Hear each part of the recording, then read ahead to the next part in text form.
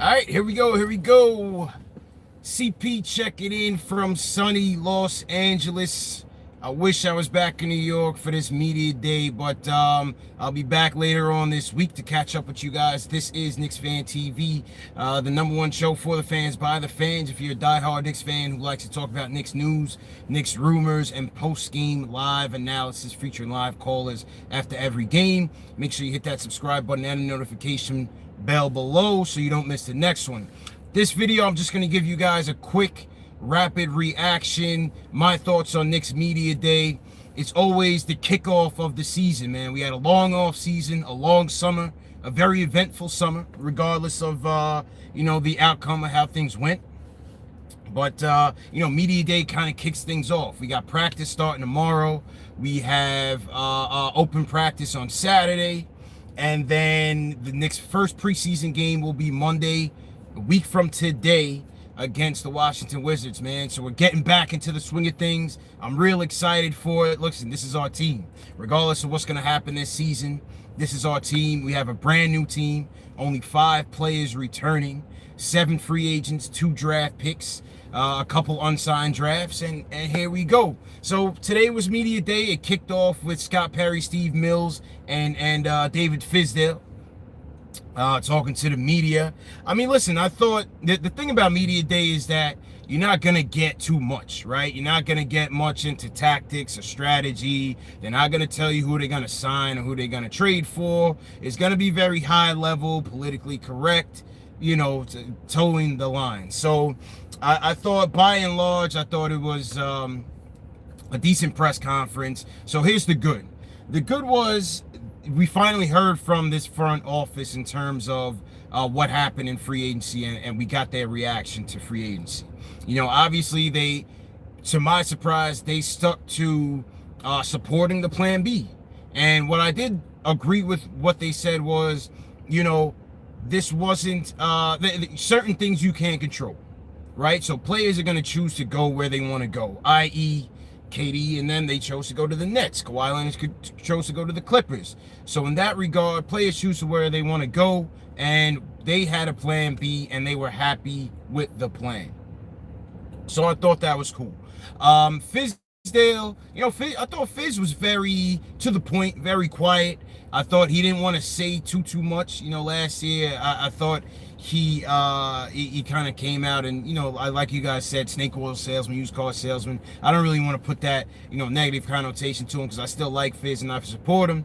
But I thought, they asked Fizz what type of direction he wants to go in with the team, what type of identity. I was kind of looking for some hints to that, but he kind of came out with the same thing that he said last year, in that, he wants to get out, rebound the ball, start with defense so that they can really push the pace. Those are one of the words that he used a lot, was in terms of pace. They also asked Fizz about the point guard rotation, the point guard battle. We got a big point guard battle coming up in camp between Frank DSJ and Elfrid Payton. So he was asked about that rotation, and he said basically, we want these guys to defend. We're looking for a point guard that's going to stay aggressive, and we're looking for a point guard that's going to push the pace. He wants to keep up with the pace of the NBA, and so that was Fizdale's reaction to that. I'm just pulling up my notes right here. Scott Perry had a couple interesting quotes. In defending the plan B, the backup plan for free agency, he talked about the critique and the narrative that we went out and got 5 power forwards. And my whole rebuttal to that was, first of all, the only big man that we had on the roster was Mitchell Robinson. So we had to go out and, 1, get depth, and 2, get a starting power forward. And I thought that's what we did. We got Julius Randle, who still has upside, 24 years old, averaged 21-9 and 4 assists last year. Okay, we went out and got, you want to say Bobby Portis might have been a little bit extra. I thought Taj Gibson was a necessary acquisition. We don't know how Mitchell Robinson is going to maintain in terms of durability. Can he stay disciplined in terms of fouls? I thought Taj Gibson was a much-needed veteran presence that's going to really help this team. So, to me, I really had no I didn't think it was that big of a deal, the power forwards thing. I thought that was just a knock on the Knicks and where they were trying to go in the offseason. And Perry alluded to that same thing. He said, listen, we went out. Mitchell Robinson was the only guy, big man on the roster. And also the guys that we got are pretty versatile in terms of the positions that they can play. You have Tosh, who can play the 4 and the 5. You have Marcus Morris, who can play the 3, 4, maybe even 5 in small ball. You have Randall, who could play the 4, maybe even 5 in small ball. Portis, who could play the 3 to 4, maybe even 5 in small ball. So I don't see it as that much of a detriment that the haters really pointed out to. So that was Perry. Another aspect, when Julius Randle came onto the dais, so for the media day, they only had Perry, Fizdale, Mills. Then players-wise, they had Randall, Marcus Morris, Bobby Portis, Taj Gibson, and Kevin Knox. Julius, I really liked his approach. You could tell he's really trying to lead this team, and he's really trying to lead these young guys, and he alluded to that as much. He had some real interesting things to talk about with Mitch. He said Mitch doesn't even know how good he could really be. He said when he was playing Mitch last year, he really caught him by surprise, and he wants to take Mitch under his wing. So I think those two can really complement each other. Maybe Randall kind of impacts Mitch on the offensive end. Maybe he influences Mitch to take more jumpers. We were seeing that earlier this week as well. Mitch is really working on his jump shooting. And then maybe Mitch rubs off on Julius from a defensive standpoint. So it's going to be interesting to see how that tandem comes together. But one of the things that Julius really pointed out to us that he and Marcus Morris are going to really try to help the young guys come together and really, get them focused. And I like that, again, from a leadership standpoint. I like that what Julius is going to bring. He's a high character guy, and he's bringing a lot of upside. There's another quote that I liked. Marcus Morris. So I don't know which one of these media members asked Marcus Morris, because Marcus Morris said, listen, we got a lot of dogs on this team. And another thing that I like what Marcus Morris said, this is not going to be like last year.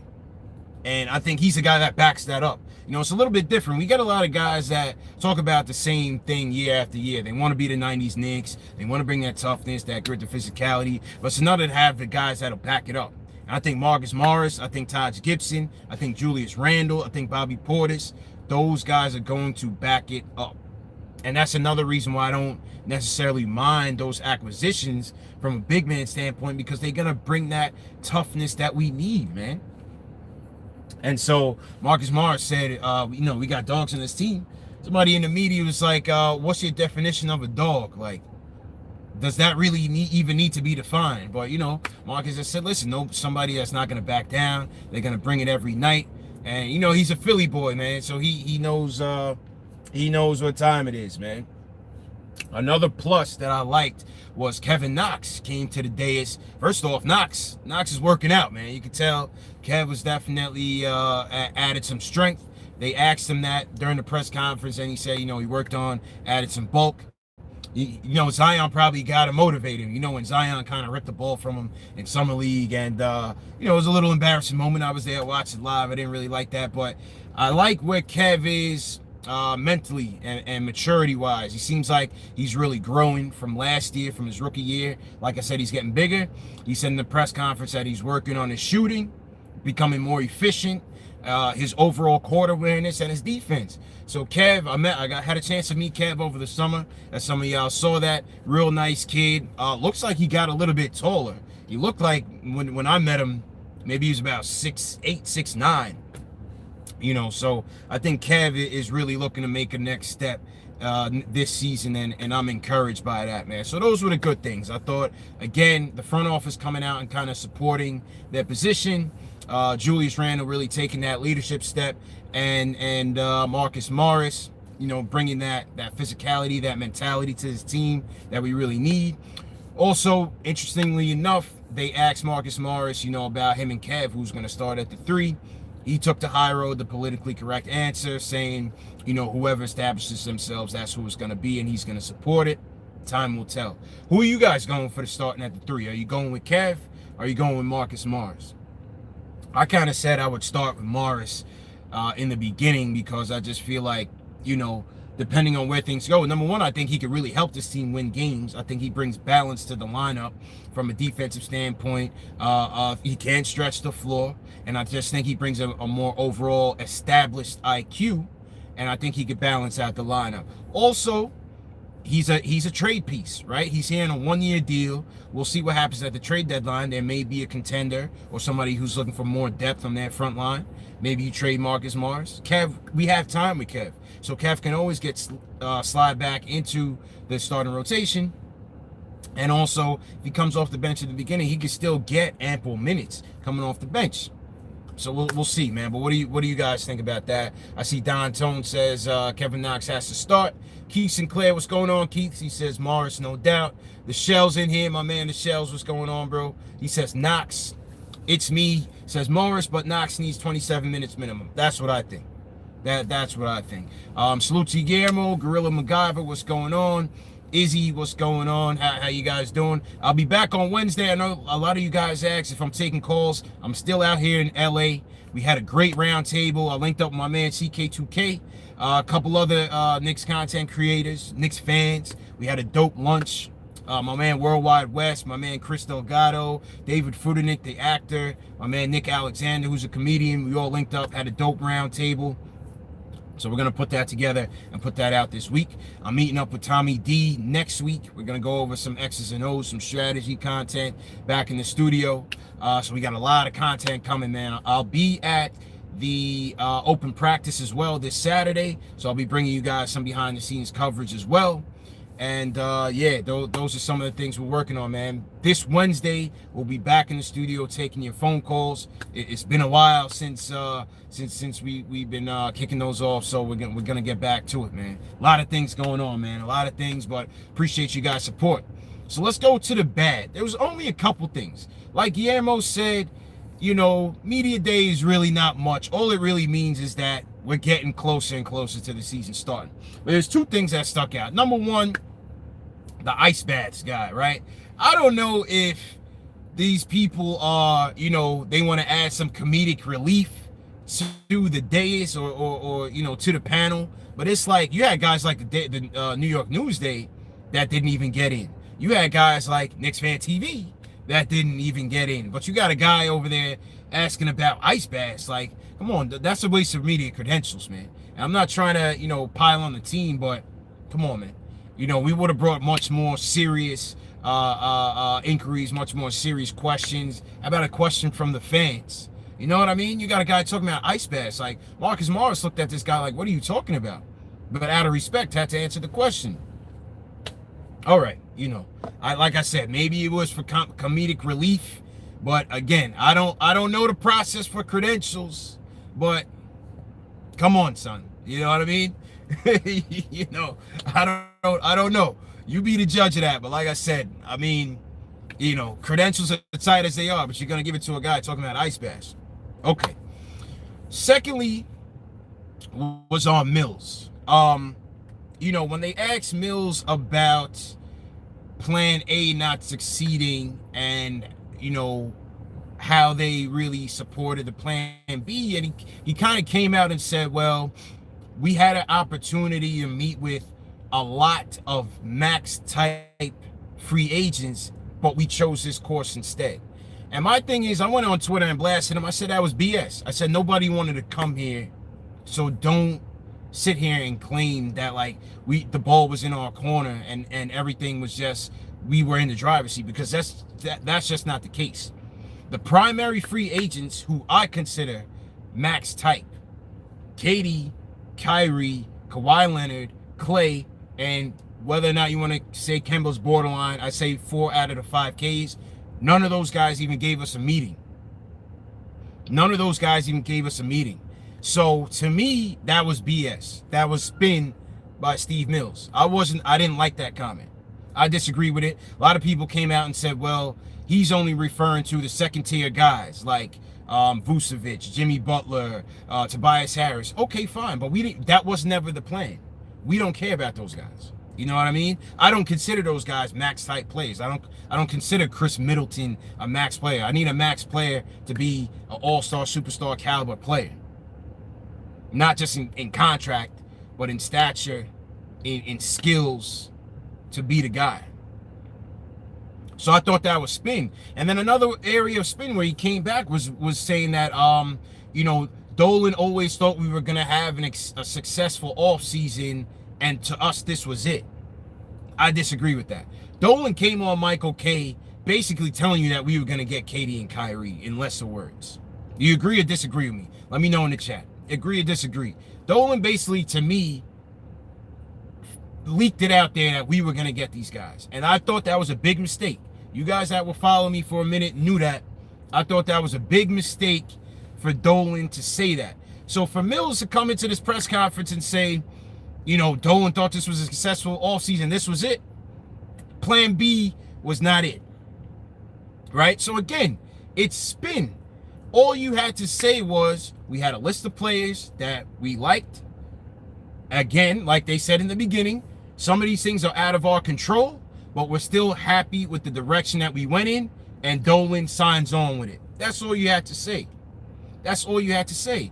So it's not for me to pile on Mills, right? It's not for me to pile on Mills, but it's for me to say, think about what Derrick Rose said about him. That's not the reputation that you want in the league. You have to be more genuine. Just stick to the script. Stick to the script and talk straight. We need a GM that's going to talk straight. That's all. I'm okay with Plan B. I'm not saying that I disagree with Plan B, but all I'm saying is talk straight. That's it, man. What do you guys think about it? What do you guys think about it? I mean, EJ1 says I'm looking into it too much. Listen, I'm not trying to make a big deal of it. I'm just trying to tell you this was my takeaways from the media day. I'm fine with Plan B. I'm happy with what they did. We got guys on flexible contracts. We got solid vets. We brought toughness, and we trying to develop the young guys. I'm fine with it. I'm fine with it. All I'm saying is just talk straight, bro. Talk straight.